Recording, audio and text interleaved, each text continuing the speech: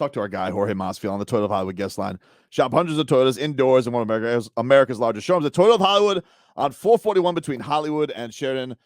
Gamebred Jorge Masvidal joining us there. Big-time promoter now. Coming up September 8th at the VyStar Memorial Arena in Jacksonville. He is putting on a bare-knuckle MMA card, Leroy. Junior Dos Santos against Fabricio Werdum, two of the greatest heavyweights of all time. Jorge, thanks for the time, man.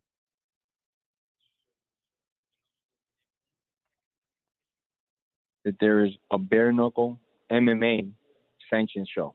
Only the second time in history. And the first time in history was just months ago at FLA Live Arena. Roy Nelson versus Dylan Kleckler was the first ever event in the Florida history. It was bare knuckle. Yeah, so very proud of those moments. Everybody's doing the boxing. That seems like, Jorge, what made you want to take it to the next level and just decide, let's go bare knuckle MMA? Well, many reasons, right? As a lot of people know, it's not like the Kimbo slice backyard fights. That's how I started. That's where I capped my shine that the world first saw me, I think, because it generated millions of views, something that I never imagined that I thought would. So that always stuck with me. And it's also the closest thing to combat. It's like the realest form of combat. It's also how the UFC started. But then there was rules added, right? Like no eye gouging, time limits, no kicking in the jewels, things like that. And then it became a sport, and there was time limits and all this. So since it became a sport, not so much like a kumite, I'm the first to make it bare knuckle. So it's not a new sport, but it kind of is in its way because there's no other league, there's nobody else doing it. It's our only one, you know. Do you remember? Do you still remember, Jorge, like how nervous or what your feelings were like back in those first Kimbo fight days? I mean, you know, I'll tell you the truth, and you'll think I'm a complete liar, but I used to get way more nervous for grappling competitions at like a Naga or like a wrestling tournament, anything like that. I was like way more fucking nervous and like so dialed in and focused for anything striking related. For some reason, my subconscious was so good to me always in that sense that I was like, I got this, bro. I got good speed. I got good reflexes. I'm in good shape. I got this. You know, in grappling, I was a little bit more hesitant, you know. I was a little bit more nervous when it was just straight grappling competitions, believe that or not, you know. I do. I can understand that because you always wrecked everybody with your hands. So, like, I could understand why it felt more natural to you to do something like that. Wouldn't that be to you, Leroy? Like, if they made you go out on special teams? A little bit scarier? It's a little more uncontrollable. So, like when you're running down the field on a kickoff or something, guys coming from a bunch of different directions, you can't really control that. But if you have the football, you have a pretty general idea of where people are coming from. I can imagine that, you know, when you've spent most of your career on your feet striking, and then you get into an arena where everything's fair game, that it can get, because that's not your expertise. No, yeah. When it's just the practice of like grappling, I would way more nervous because in MMA I could always just rely on my hands, right? I know like I might get taken down or whatever, but at some point I'm gonna be in my real estate standing and I'm gonna let the hands go and do some damage with it. But in just straight grappling where I didn't have that exit plan of the hands, I was always a little bit more like reserved, like, oh fuck, it's gonna be some serious work for me, you know. But I still love it though. Wrestling is like my second favorite sport, you know. Right behind like MMA and then like Muay Thai are like the same level to me. Like I think those are like my funnest things to watch or do, you know. Talking to Jorge Masvidal, go watch coming up. Gamebred Promotions got Junior Dos Santos against Fabricio Werdum on September 8th. Now, Jorge, what was your you guys are out of Florida. Yeah. You guys are out of Florida. Yeah, we're down here in Miami. Pull up, man. Yeah, Jorge. I was at the two of you need to pull up. It's Jacksonville. You need to pull up. I'm gonna give you the good seats. Bring an umbrella because it's gonna be bloody where you're gonna be sitting there. And let's go, bro. Just pull up, bro. Don't even talk about it no more. How was afterwards for permission? You guys are going to Jacksonville. What was your level of goosies, Jorge, when you were at the workouts with Junior and with Fabricio at Wildcard this past couple weeks? So I saw Junior first, and I was like, man, he looks a little bigger than other times at bulky. You know, I was wondering how his speed was gonna be, but he was fucking flying when he started the first one a little slow, just warming up.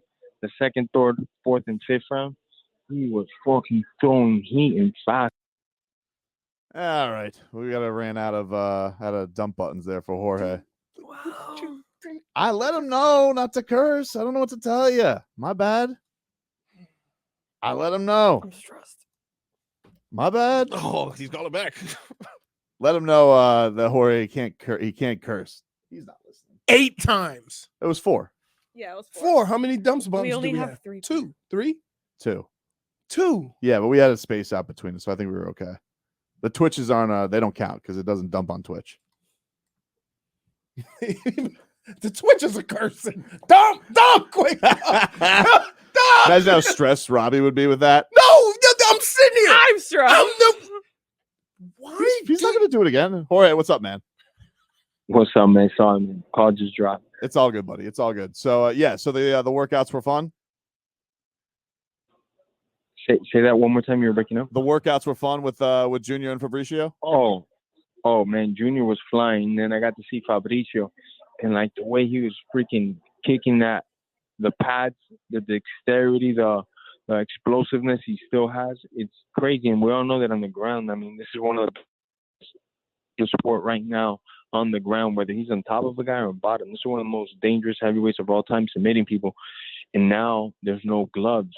So it goes for the grappler and the striker because they don't have these big, bulky gloves in certain positions that you can just grab onto them and kind of stall your way out. Now, if you're in a advantageous position, you have a lot more chances to finish because you don't have these bulky gloves to stop you from getting the hands in particular places and finishing the squeeze, So the submission rate goes a lot higher when we take the gloves off. That's something else we noticed. So I can't wait, man. I'm really, not because I'm a promoter or nothing, but I'm really undecided on who's going to win this fight. Sometimes I wake up thinking it's going to be Werdum with his grappling. It's a tough one to call, man. I would imagine without the gloves, like you just said something that just took me for a loop. You said without the gloves, the grappling is easier because it would seem like you don't have anything, no grip. You know what I mean? No, you have much more of a grip. Really? You have Okay. nothing obstructing. You have nothing obstructing your grip. And now, if I was in front of you, I could show you a lot better the visuals. But when you're behind me on certain positions, like if somebody's behind you trying to do the rear naked choke, and you grab, like, let's say their glove, the actual glove, Right? It's a big Okay. pad. It's a 4-ounce pad glove, so it's 4 more inches that you have to sneak into like a tight place. And on top of it, I could just grab that and stall it.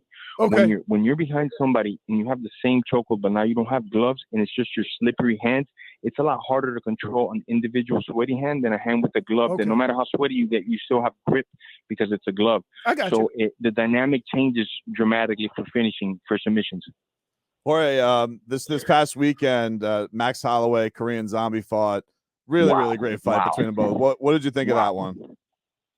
2 legends. I've been watching Korean Zombies. Man, I can't even remember since like freaking not K1, but what was he in Dreams? I think he was in Japan, destroying, killing people. Came to WEC, was killing people. I mean, I've seen him his whole career. Huge fan of Max. I think those guys are both legends, future Hall of Famers. It's just amazing, man. And Max literally shows again he's one of the best 45ers that ever walked the planet. At some point, he's gonna have to fight Volk again. I feel because Volk is Volk, and Holloway's still gonna be there. Now Ilya's in the mix, so I'm definitely excited to see Ilya versus Volk. It's gonna be a great fight. And then the winner of that fight, Max, I think. You like that Max feel deserves it. that feeling that Korean Zombie had the walking out when it's over. You just had this. You just had your retirement here with the Smash Success show in Miami. What's that like, or like when you did you feel like, man, this was the right time? It was over, like that feeling that was your last fight. What does that walkout feel like? The walkout when I was walking out to the fight. When you're done, when the fight's over and you're walking back, I should say. Oh, in the fight. Okay, the walkout when I'm walking back into the locker room. It was nice, man. I wanted to absorb it because I really thought this was the last time ever that I'm going to see this. So let me enjoy it. So I was just, kind of hurting because it's the last time, but also trying to just take all the good stuff. I mean, this sport has given me everything I have. It's given me, so much security for me and my family, my family's family. So I thank everything.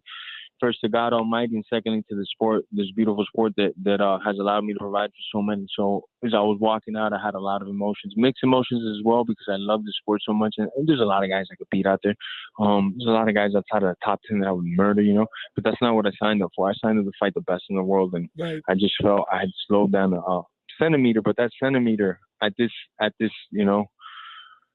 league, at this at this level of expertise counts a lot. You know, and I've been doing it for 20 years pro, so it was just time to call it. That's all. Jorge, appreciate the time, man. Good luck with your show coming up September 8th. Junior Dos Santos and Fabricio Werdum, Gamebred FC. Put it on Bare Knuckle MMA in Jacksonville. So get on up there. An easy drive up to Duval. Appreciate it, Jorge. Don't forget about these tickets. Let's go. Hey, you guys are coming, man. Don't play with me. The two of you already agreed on there. Ask the wife for permission. Let's go, bro. See you guys there. All right. See you, Jorge. There you go. Jorge Masvidal. Always a pleasure.